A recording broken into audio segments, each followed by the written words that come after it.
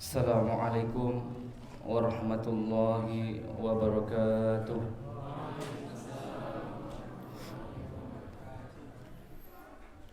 Alhamdulillah Alhamdulillah alladzi anzala ala abdihil kitaba wa lam yaj'al lahu 'iwaja qayyiman liyunzira ba'san shadidan min ladunhu wa yubashshiral mu'minin alladzina ya'maluna as-solihati anna lahum ajran hasanah.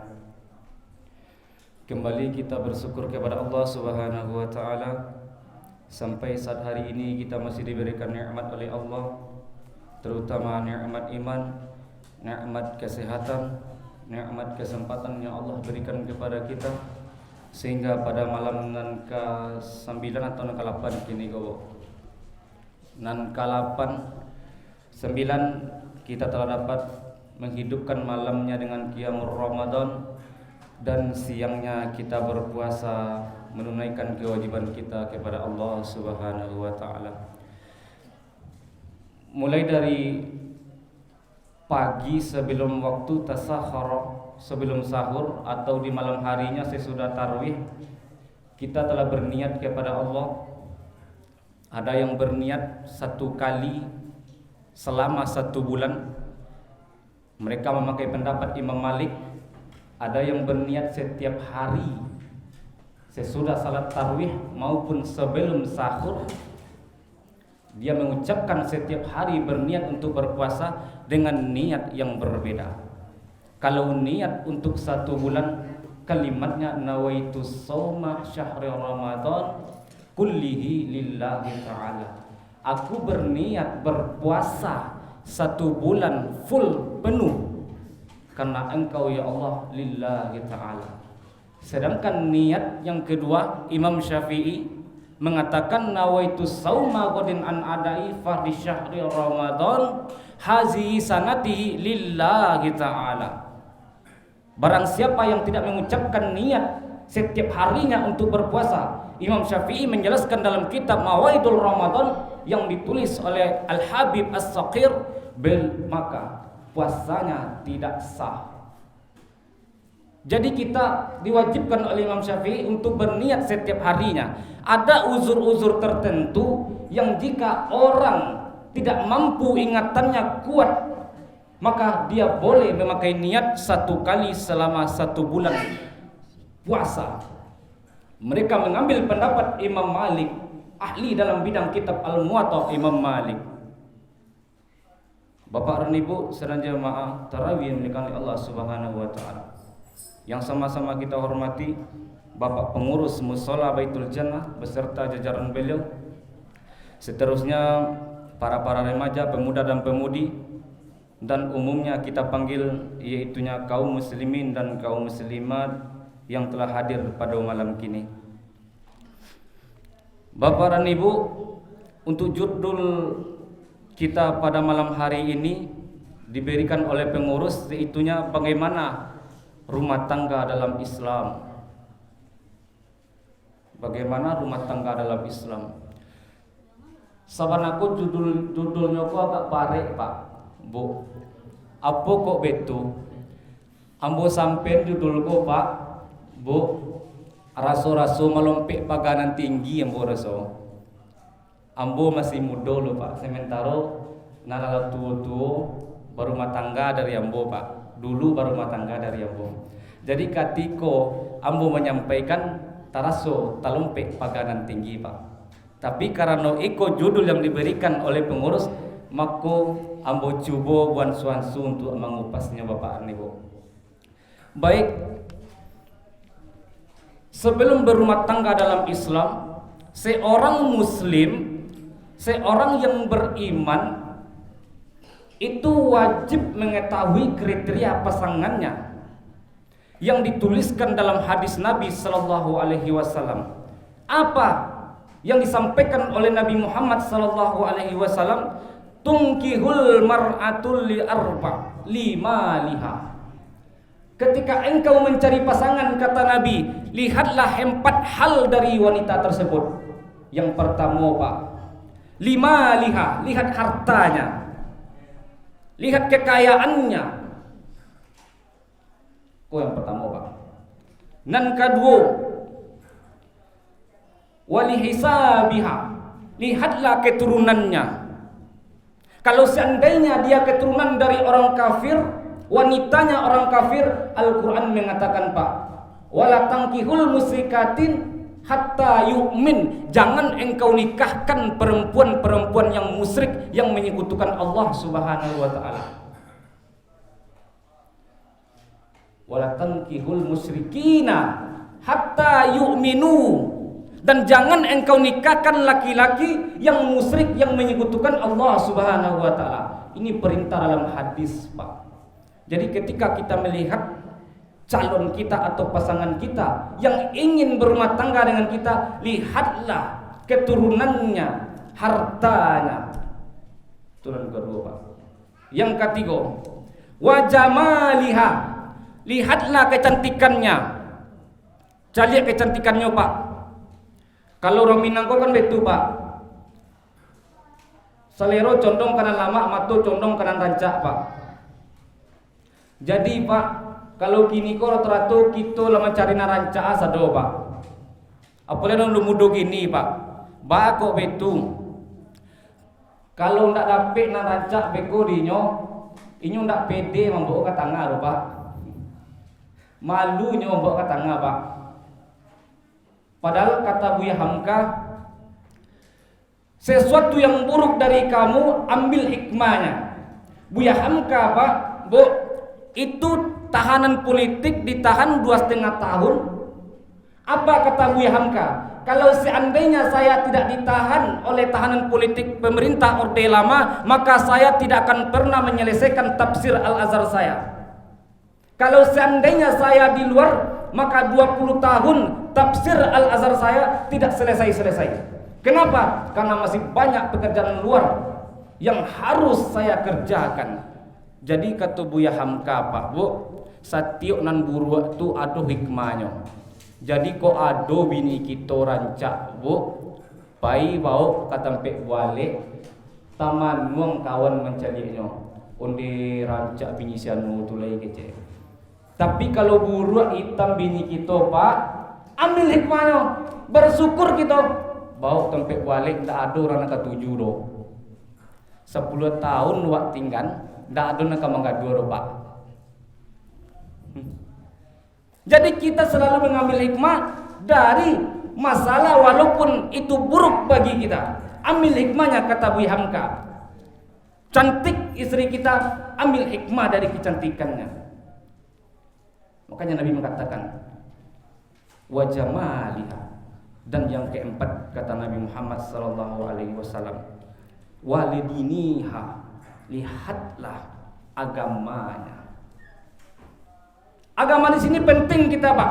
Walaupun urutan dari mencari pasangan dalam berumah tangga itu ada 4, walidiniha yang terakhir itu diprioritaskan, diletakkan di awal kita mencari pasangan dalam rumah tangga, Pak.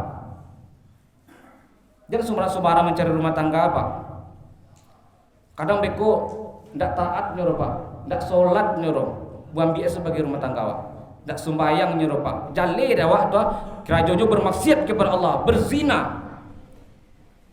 melakukan perbuatan-perbuatan yang dilarang oleh Allah. Maka di sini kita penting mengetahui siapa pasangan yang akan kita jadikan ketika memilih dalam rumah tangga. Kalau lampe itu, Pak, Bu, ala lengkap kampe-ampe itu nan kita cari, barulah seseorang memulai rumah tangganya jatuh perintah kepada seorang suami, turun hadis Nabi sallallahu alaihi wasallam mengatakan kulukum ra'i wa kulukum mas'ulu an ra'iyatin. Setiap kamu itu adalah pemimpin, Pak. Setiap kamu itu adalah pemimpin. Dan pemimpin itu akan diminta pertanggungjawaban di hadapan Allah dari setiap apa yang dipimpinnya. Suami pemimpin dalam rumah tangganya, istri pemimpin terhadap anak-anaknya. Jadi, Pak, kalau seandainya suami tidak mampu memimpin istrinya, anaknya, maka di akhirat nanti akan diminta pertanggungjawaban di hadapan Allah Subhanahu wa taala, Pak. Jadi berat tanggung jawab seorang suami dalam rumah tangga, Pak. Nabi mengatakan, apa kata Nabi? Jika istrimu, jika anakmu, amanah yang Allah titipkan kepadamu tidak mampu engkau pimpin dalam rumah tangga tersebut, istrimu keluar rumah tidak menutup aurat, anakmu perempuanmu keluar rumah tidak menutup aurat, maka disitulah tanggung jawabmu untuk sebagai seorang ayah. La yadkhulul jannah la tadayus. Jika tidak ada kecemburuan terhadap anakmu, tidak ada kecemburuan terhadap istrimu, tidak akan masuk surga engkau. Kata Nabi, Pak, dayus tidak ada kecemburuan terhadap istri kita, Pak. Bini kalau anak pakai jilbabnya palape, anak padusi kalau pakai jilbabnya palape, membuka aurat itu berat tanggung jawabnya, Pak. Makanya hati-hati. Makanya bangun kedekatan kepada Allah Subhanahu wa taala. Makanya rumah tangga tu, Pak Bu, ada sampai tipe dalam rumah tangga tu. Ada rumah tangga ko yang kafir, jauh dari Allah. Rumah tangganya, Pak, suaminya dekat dengan Allah, istrinya tidak beriman kepada Allah. Rumah tangganya Nabi Nuh alaihissalam. Ketika Nabi Nuh berpesan kepada istrinya, wala tastaghfiru inna rabbaka innahu kana ghafara. Wahai istriku, wahai umatku, jika engkau tidak mendekatkan diri kepada Allah, ingat Allah akan turunkan hujan dari langit dan Allah berikan banjir yang besar terhadap kampung kita. Disuruh istrinya, Pak, dekatkan Allah, bertaubatlah engkau, beristighfar engkau. Apa kata istrinya, Pak? Jangan dengarkan Nuh itu sudah gila. Bahkan dipropaganda terhadap umat, Pak. Bini mengecek mereka itu, Pak. Nabi Nuh itu lagi low mengecek. Padahal Nabi Nuh itu, Pak, tidak beriman. Nabi Nuh beriman dengan baik kepada Allah. Istrinya kafir, jauh dari Allah, Pak. Makanya hati-hati.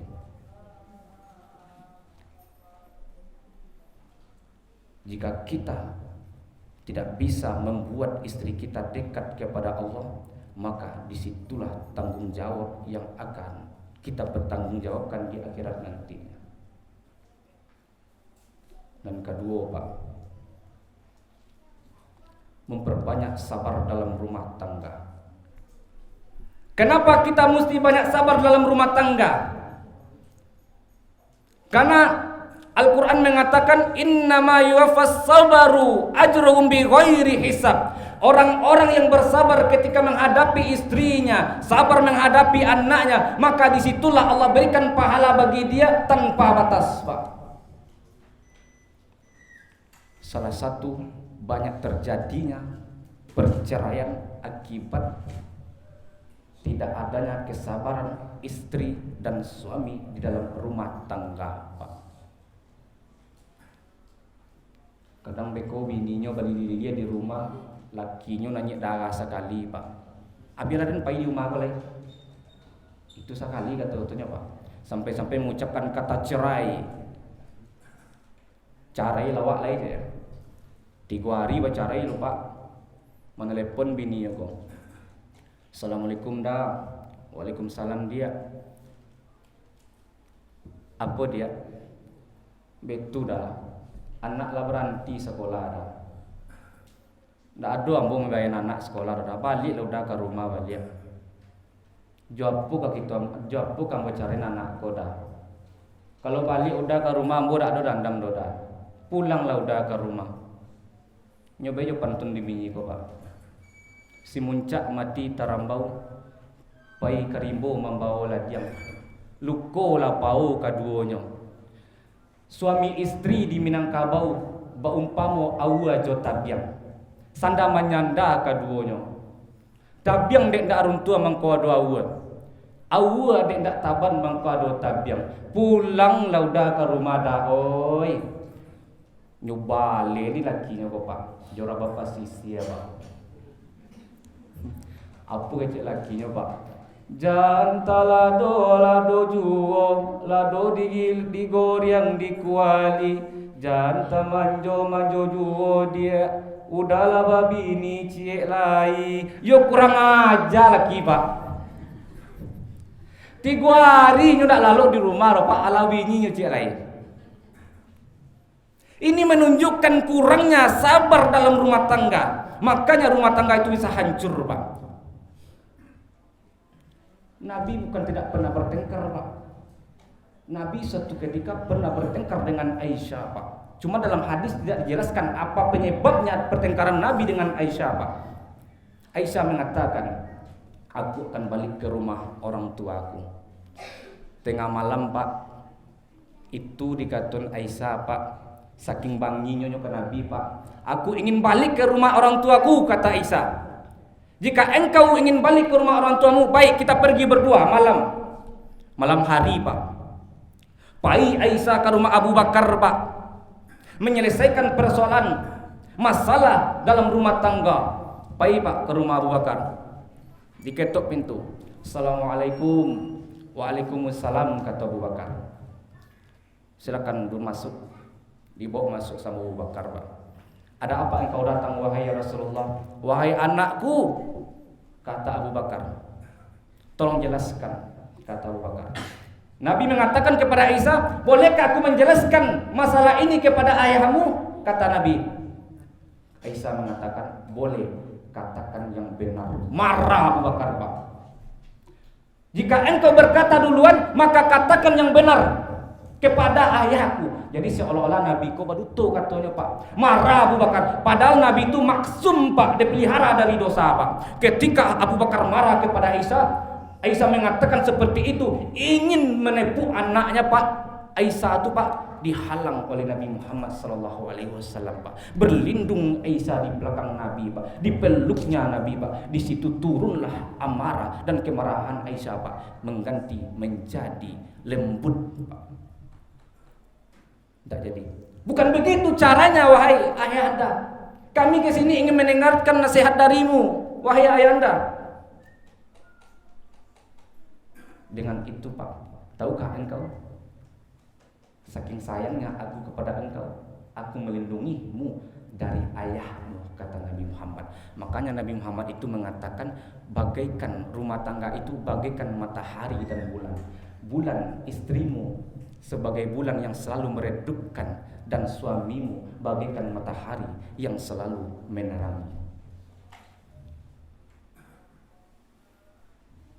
Memilihmu aku takdirkan, risiko terberatku adalah menahan rindu kepadamu. Makanya dalam rumah tangga itu pak, selalu ada masalah yang kita hadapi. Tidak punya masalah dalam rumah tangga, pasti ada pak. Cuman Nabi dalam masalah rumah tangga mencontohkan, kalau seandainya ada rumah tangga masalah, begini solusinya.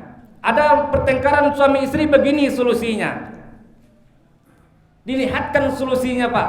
Jangan sampai rumah tanggamu, istrimu, apalagi suamimu menampar istrimu dengan kasar, maka dia bukan seorang perempuan pria yang baik pak. Sampai mentangannya kepada si pak, bu, maka dia bukan laki-laki yang baik pak.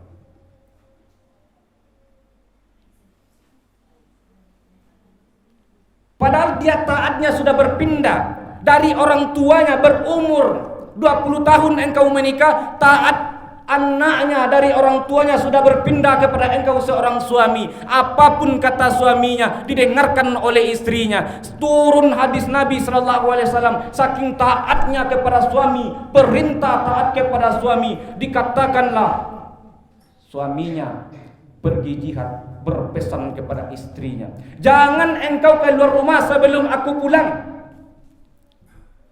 Aku mencari nafkah di luar sambil berjihad, kata suaminya pak.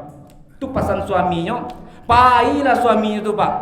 2 minggu lamanya pak. Tiba orang surang, wahai saudariku, ibumu sedang payah, orang tuamu sedang sakit parah, silakan tengok, silakan caliak, ala parah sakit. Ada jawab di bininya kok pak. Wahai saudaraku, suamiku belum pulang. Sebelum suamiku pulang, aku belum dapat izin keluar oleh suamiku. Datang seorang lagi pak. Wahai saudariku, alam yang sekarat ibu mulai dak taluk menjalang mato ledo. Apa jawab bininya kau pak? Suamiku belum pulang. Sebelum suamiku pulang, aku belum dapat izin keluar rumah oleh suamiku. Datang seorang lain yang ketiga pak. Orang tua engkau lah meninggal wahai saudariku. Indah engkau caliak ledo. Yo nak duaku kau mah je. Apa kata bininya kau pak? Saking taatnya kepada suami ini mengatakan, aku belum dapat izin oleh suamiku keluar rumah sebelum aku pulang. Dan akhirnya pak sampai pesan itu kepada Rasulullah. Bagaimana wanita ini ya Rasulullah? Kata Nabi, orang tuanya masuk surga, dihapuskan dosa orang tuanya karena anaknya taat kepada suaminya. Itu pak. Meninggal orang tuanya, saking taatnya berjihad suaminya, dia tidak ingin keluar rumah walaupun orang tuanya yang meninggal. Saking taatnya, di taat itu tuh pak, dosa ayahnya kok digugurkan pak, masuk surga langsung ayahnya kok pak. Taat kepada suami pak. Jadi begitulah prinsip rumah tangga dalam Islam. Kita harus menjalin hubungan kedekatan kepada Allah Subhanahu wa taala. Baik sebagai seorang istri taat kepada suami, suami taat kepada Allah. Adab terhadap istri juga dijaga, Pak.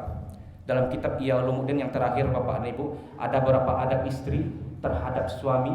Yang pertama, suami menjaga kehormatannya di rumah. Yang kedua, suami ketika keluar rumah harus ada izin dari suami. Istri keluar rumah harus ada izin dari suami. Yang ketiga, istri tidak berhias, tidak bertabaruj di luar rumah, kecuali di dalam rumah.